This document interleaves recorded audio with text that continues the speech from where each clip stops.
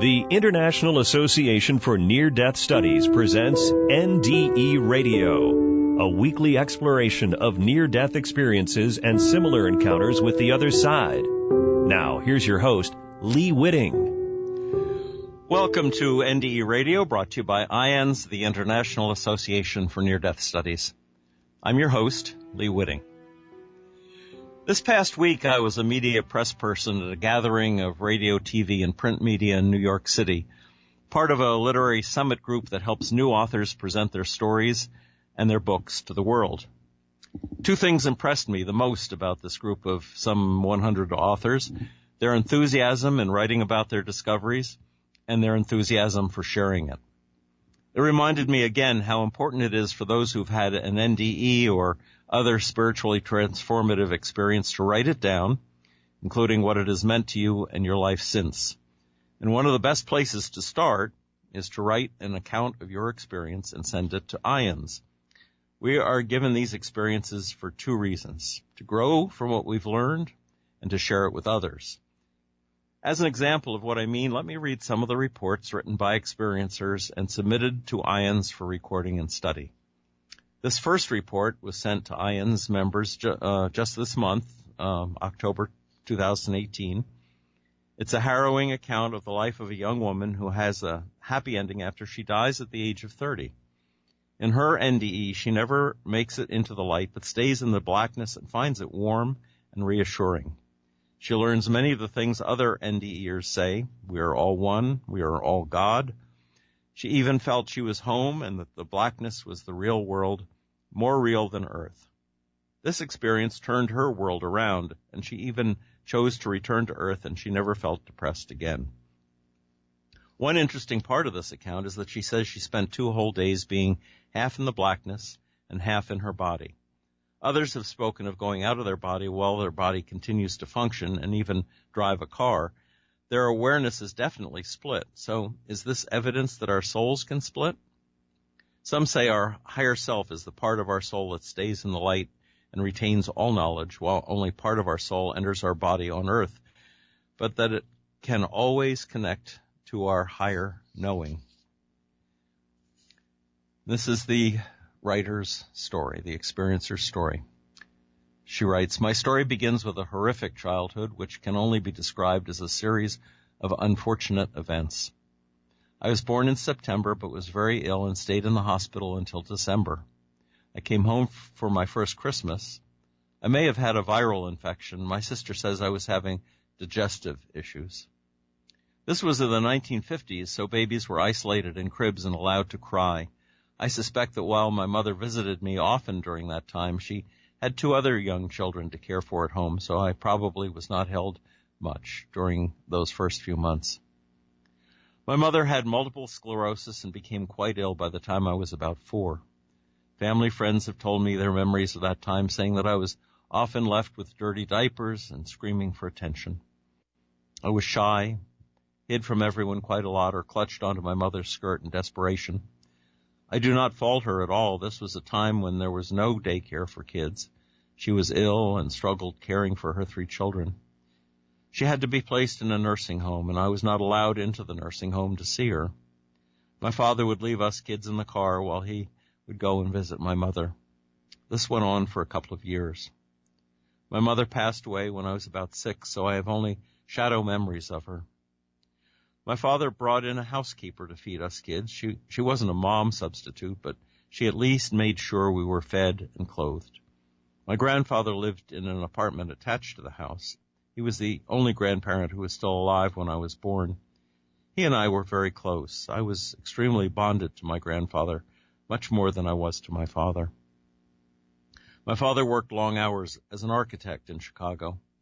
I have few memories of him, mostly greeting him at the door when he came home from work, and by then it was bedtime for me. My father dated a woman who lived in our neighborhood, and after a year or so they were married. Unfortunately, on their way back from their honeymoon, my father became ill, went to the hospital, and was diagnosed with pancreatic cancer. He died soon after. I had just turned 10. So there I was with a new stepmother who didn't know and who, quite frankly, hated me from the first moment of our new lives together. Shortly after this life-changing event, my grandfather fell down, hit his head, and died from an aneurysm. I was the one who found him. After a couple of years of living in hell with my stepmother and stepbrother, both of whom used me as a punching bag, physically and emotionally, my stepmother decided one day that she didn't need me around anymore, and she gave me one bag to pack, took me to the train station in downtown Chicago, bought me a one-way ticket to Minneapolis, handed me the ticket, and walked away. I was 12, going on 13. My brother and sister were allowed to remain in the house in Chicago. She called my aunt in Minneapolis and told her to pick me up at the train station. My aunt and uncle had not agreed to take me in. I spent high school with my aunt and uncle, and while I was given food and shelter, it was quite clear I wasn't welcome. My uncle molested me, and my aunt was less than diligent in protecting me from him. At 17, I was declared legally independent. From that point on, I was completely on my own. My stepmother inherited all of my father's things. My aunt inherited all of my grandfather's things. So I started with nothing. No family, no material possessions, nothing. In college, I was drugged and raped by the head of my dorm during freshman year. But still, I endured. I am explaining this as a background to my extreme and quite understandable depression. I suffered from PTSD, and from the age of 13 to age 30, I was wishing, hoping to die. I suffered from ongoing migraines that varied from stomach-churning painful to flat-out neurologically debilitating episodes. I managed to get through college and 2 postgraduate programs, but I was miserable every minute of every day. I had endless fantasies of being hit by a car, and so forth. I didn't want to kill myself, but I didn't want to live. One day at age 30, I heard a voice in my head. It's time to die. So I mentally prepared myself to die. I was ready. I didn't know how I was going to do it, but I was going to die. I was drawing artwork of my emotions. I was reading spiritually inspiring work, Joseph Campbell and others, and I was spending quiet time reflecting, meditating on my situation. As I quietly sat, pondering the depth of the black hole in the pit of my stomach, feeling profound separateness from anyone and everything else, and really focusing on how trapped I felt in that bottomless pit, I suddenly died. I let my soul go. I released my soul in an explosion of emotion. I traveled outward, out of my body, out into space, out to the deepest, darkest part of space. I could see pinpoints of light, stars in the distance, but I was in a safe, warm embrace filled with complete knowledge, total joy, ecstasy, and I was at one with everything.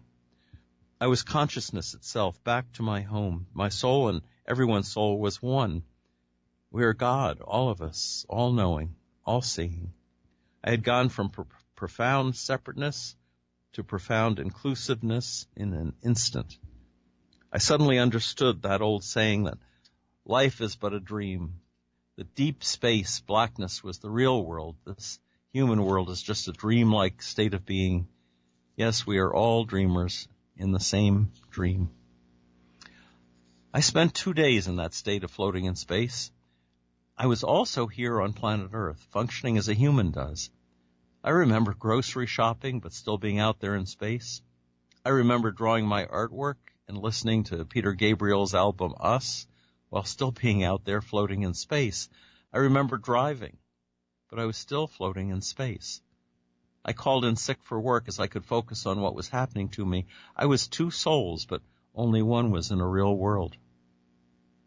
After 2 days, I felt the need to decide whether I should stay on the other side or return to my life in this human dream world.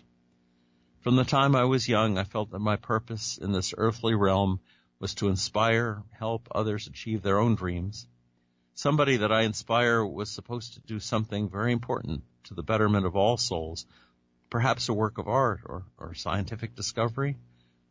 I also felt that the reason my life story had no family bonding, love, was so I wasn't contaminated with preconceived ideas about what normal should look like. My path was meant to allow me to have a very different viewpoint from other people.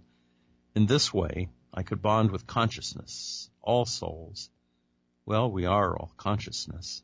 rather than individual humans. So I decided to come back into my body so I could continue my work. My two souls were reunited, and I have never had a moment of true depression since that time. My migraines went away for the most part, and the people around me were stunned at the change they saw in me. I think they could feel my appreciation and gratitude for everything around me. Well, maybe they saw a person who didn't suffer from migraines anymore. I only told a couple of people about my experience, my then fiancé and my therapist. I've told very few people my story, only those who I think have an open mind. Although I'm a scientist, I leave an open mind about the true nature of soul consciousness. There is no scientific explanation. It's a profound knowingness that cannot be expressed in words. Of course, the scientist in me knows that my brain must have released a megadose of serotonin during my awakening, but does that mean my soul didn't leave my body? Or was that release of serotonin a kick from my soul as it left my body? Is the physical just a manifestation of the soul's desire? There are so many questions, but one thing's for certain: God, consciousness, has an insatiable appetite for adventure. I am just one tiny fragment of that adventure, but it's an adventure worth carrying out until its natural completion. And that ends that report. This one comes from the March 2018 monthly report that's sent out to IANDS members. In this account of a near-death-like experience, a young woman describes what happened to her one night when she was deeply mourning a lost love. For about 15 minutes of heightened awareness, she found herself in a bright light, surrounded by millions of souls who were holding her. She was shown who she truly is and that she is greatly loved. The souls answered her questions and predicted the future correctly. She was shown her life and told she must forgive herself. She feels she has changed and recounts several amazing things that happened shortly after this experience. And here's the account from the experiencer. It was around 10:30 at night. I let my dogs out to go potty, and I was out in the backyard with a flashlight. They started barking at a raccoon, so I made them go back inside. I went back out to pick up their mess, and I was crying. I had a severely broken heart. My mother was kind of mean to me my whole life, and the husband that I was so in love with had left me. I thought he was the only one that had ever loved me. I was trying to cry quietly, and I had been somewhat atheist for the past 25 years, but I was reaching out to God, asking him why, and saying, I forgive Jay, so why do I hurt so badly? And I said, no one is ever going to love me again. And I was crying so hard, I felt this horrible pain in my chest, and I was having a hard time breathing. I asked God if this was how the phrase broken heart came to be. I wanted to die. I was torn because my two dogs would be left without someone to love them. I dropped to my knees from the pain. Then all of a sudden, this remarkably bright light surrounded me. It didn't hurt my eyes, and millions of souls were holding me. And I've recognized them all, and I felt so loved. They told me I would see Jay again someday. I stood up at some point. I was looking straight ahead, and my entire life and experiences were all there, in a still picture. No such thing as time. But I could see it all. I could see when I made someone feel good, and I could feel the love and joy they felt. And when I was mean, I could see and feel their pain. I said to them telepathically, so there is judgment, but we judge ourselves. And they all said yes, not in English, but in my head all at once. I felt proud of when I was good and very ashamed of when I wasn't. They said I needed to forgive myself. They, and I got the impression they were God, had forgiven me immediately, and I said I couldn't, that I needed to go back and fix things and be nice. I couldn't believe some of my pettiness. I understood that I was one of them, that I was part of them, and also I was individual. So I was both joined and individual at the same time. I also knew that we were all connected. I would ask a question and they answered it faster than I could think of it. When I was reviewing my life, I cried when I hurt someone or something. And then I actually turned away from my life picture and realized that Jay was going to hurt when he died because of how badly he had hurt me. So I begged them not to let him hurt. I told them I wasn't hurt anymore and I forgave him and please don't let him hurt.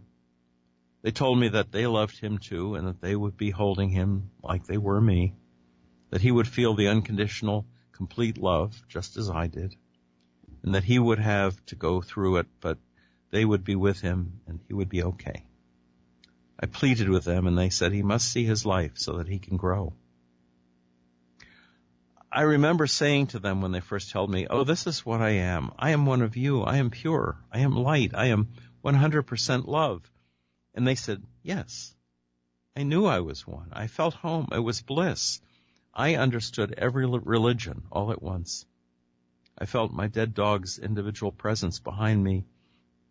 He had passed about 5 months prior. I was so torn all those months. They said, you can turn around and see him. And I said, no, I can't. I'm not worthy of looking into the light. I have to go back and be better. And they said, yes, you may. You must forgive yourself. You must and you will. And I said, I can't. And they said, you will. I could think of any question and knew the answer immediately. I asked if suicide didn't send you to hell, and I instantly knew that you ended up with them the same way. The difference is the pain you feel when reviewing your life. If your loved ones suffered for the remainder of their life on earth, you would have a harder time forgiving yourself. I felt bad for not being super sweet to a dog we had, and I was never really mean to him. I just wasn't loving to him. We had given him away. I felt finally okay about every animal that had ever died now because I knew they were fine. I also knew we are all connected, including animals and plants, the universe. They forgive everyone immediately. We are the ones that punish ourselves. They hurt for us. I asked about murderers and knew they were also made out of love and had a horrible time forgiving themselves. I felt so sorry for them. They felt so much emotional pain. The light people, they were millions of these souls or light people, millions, like enough to fill the universe.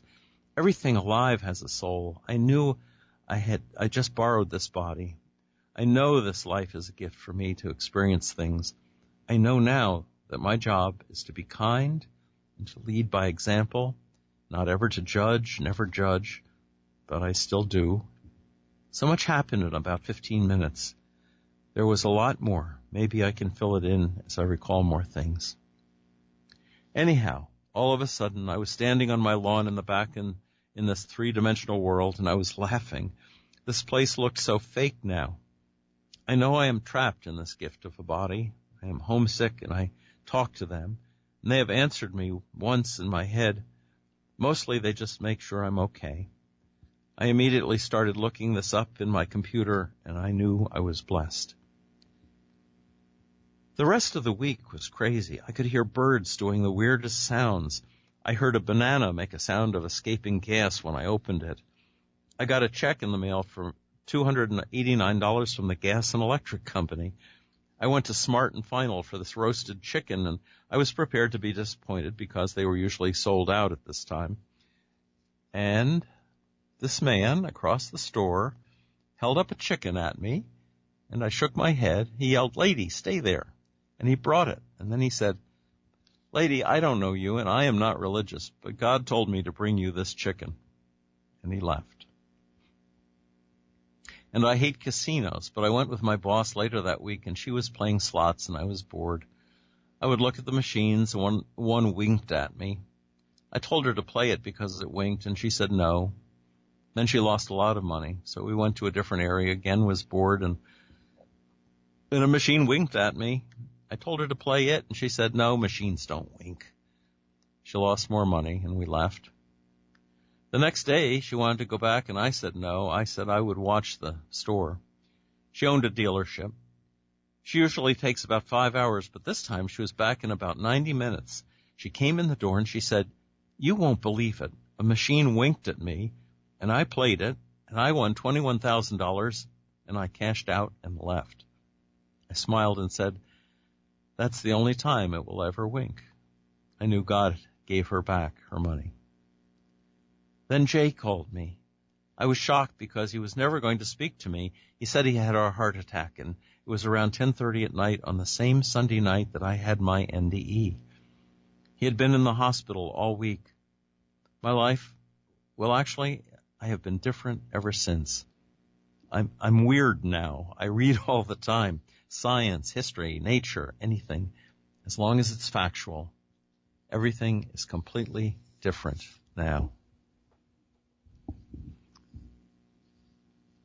And I have a following account from the July 2017 monthly report. In this account, a woman describes 2 low blood sugar events, both of which resulted in near-death experiences. In the first, she leaves her body and finds herself above a beautiful landscape, then heads toward a tree, but she's told she cannot go now. She experiences a struggle to get up and over the top of a mountain with her husband and 2 children, as well as other voices assisting her in spirit. In the second episode, which I think we'll have time for, she meets 3 people and feels incredible love, but is told to breathe, at which point she returns to her body.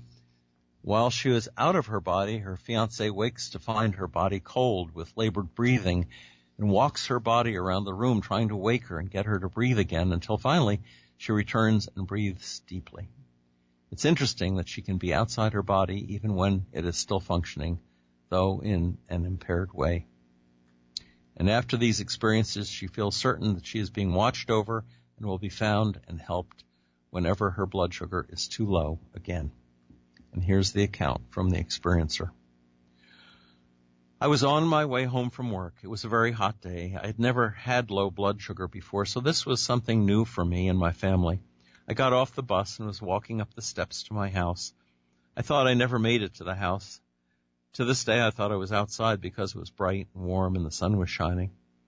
I could hear a female voice leaning over me and calling my name and asking me if I was all right.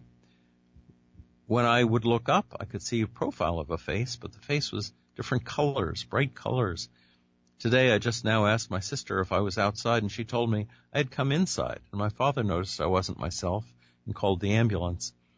All this time, I thought I was outside because it was real to me. To continue, when I woke up, I was in the intensive care emergency room. A nurse had just walked in and asked me how I was doing and if I wanted some orange juice. I told her fine, and yes, I would. I remember laying there and closing my eyes. The next thing I remember is sort of floating over this beautiful landscape of green grass and the most beautiful flowers I've ever seen in my life. The feeling around me was the most loving feeling, and the sun was shining so bright, but it was not hot. It was warm, just right, and I could see in the distance a tree, a large tree, and I remember I had to go toward it. As I was floating toward the tree, I could hear a voice say, "You can't go now." I stopped and looked around, but I don't remember seeing anyone, but I felt someone. I remember saying, but not speaking, "I don't want to leave." I could hear the voice in my head saying, "Not now. Your children need you. Look up." I looked up, and I could see my 2 children and my husband reaching over a mountain trying to grab my hand. It seemed like I was at the bottom of the steep cliff. The voice told me to go, but don't let the hands touch me. At that moment, I began to rise up the side of the cliff. I then noticed hands starting to reach out of the cliff. Just as I was almost at the top, I could see my family reaching for me, and all of a sudden, I felt as though I was pushed up and over, and I woke up. At that moment, I woke up. The nurse was walking back into my room with my juice. At first, I didn't realize what had happened, and I couldn't believe what had just happened. But I know it happened. I believed what happened. I felt it. After this, I wasn't afraid of death. I didn't tell anyone what had happened to me. I was afraid no one would believe me. It wasn't until I heard a little girl on a talk show talking about her near-death experience and what she saw. I told myself, if this child could see similar details to what I saw, then I was not alone. I then told my father what had happened to me that day, and he then told me my mother, who had passed when I was 12 years old, had seen green grass and flowers, and he said she had told him about the same feelings, the warmth, the brightness, the love. He said she had told him this before she died. This is not the only time I've had a near-death experience. I had another one in the year 1998. I had another hypoglycemic experience. This time I was with my fiancé at his house. He told me we were sleeping. He turned over and put his arm over me, and I was cold. He woke up and said I was not breathing right. He said he got me up and started walking with me and called my name. He said all of a sudden I stopped breathing, and he kept yelling for me to breathe, but I wouldn't. He said after a while I just all of a sudden took a deep breath and started to breathe. After that, he called the ambulance. During all of this, I remember lying on the bed, and all of a sudden I was in this very bright place, full of warmth and love. I was not alone. I could feel someone on both sides of me, and we were approaching this person with two other people on each side of them. I felt as though this person was both male and female. As I got closer, I could see white. The people on the sides were of great importance to the person in the middle, and there was love. The person in the middle had on a bright white robe, and I remember seeing gold ropes hanging from the waist of this person, but I could never see a face. As I approached and stood in front of this person, I felt incredible love. I did not want to leave, but I could hear this person say, breathe. Just as this was said to me, I took a deep breath and woke up. After this experience, I've been less stressed about the future. I just live one day at a time. I've become more spiritual and more open with my daughters, too. And after this, any time I've gotten sick, I know that I am not alone. That some kind of way, somehow, someone will know that I am sick.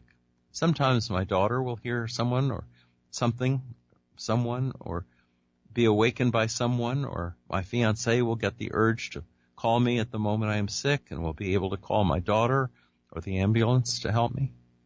Sometimes my oldest daughter, who doesn't live here, calls and says she had a feeling I was sick, or she dreamed about my getting sick. So I know I'm never alone. I know I have angels and my mother watching over me. And that's the end of that account. By hearing these accounts, do you see how important it is to write down what experience you've had, and how in just the writing of a story like this, it can be shared with thousands of people that listen to this show, and with the people at IANDS who can compile it, to study it, to incorporate it with other stories about near-death experience and the nature of consciousness. All of these things are such a great contribution to our understanding of the thin veil that separates us from the other side, and an understanding of the other side itself, and how important it is, especially in this time when so many churches are failing in their job to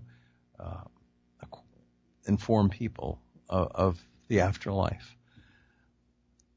So I would urge you to write either to IANDS, or you can send your story directly to me. I would be honored to interview you on the radio if you'd like to tell it in person. And I hope that one way or another you'll remember the second part of the two reasons I mentioned at the beginning that we have an NDE. The first being for you to grow, and the second being for you to share your experience with others, so that they may grow as well. Well, we're out of time for today. If you'd like to listen to this show again or any of our past shows, just go to our website at nderadio.org and hit the past shows button. And for information about IANDS, just go to their website at IANDS.org. And be with us again next Monday, 11 a.m. Eastern, for more NDE Radio. This is your host, Lee Witting, saying thanks for listening.